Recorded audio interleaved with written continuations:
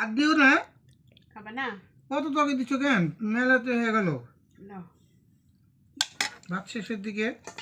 কালকে তো বাসায় আছো না? হ্যাঁ বাসায় আছি। তো কেন কি হয়েছে? কয়টা পর্যন্ত আছো? আছি 3টা 4টার ভিতরে আছি, এর ভিতরে আছি। কেন তাহলে কিছু কাজ ছিল।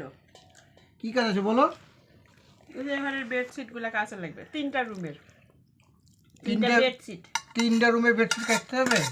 এটাই তো কাজ নাকি আর একটা আছে?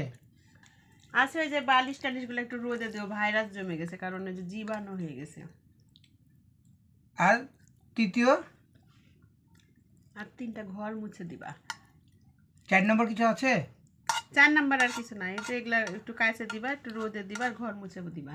আর ওই যে মশলা করবো, ভর্তা করবো তো ওই ভর্তাগুলা পাটাতে একটু পিষে দিও, ধনা পাতার ভর্তা ব্লেন্ডারে, আবার পানি ছাড়া তো ব্লেন্ডার ঘুরে না। আচ্ছা আচ্ছা আচ্ছা বাবা, অত কথা বুঝাই বলতে হবে না। তো কখন থেকে আসবো?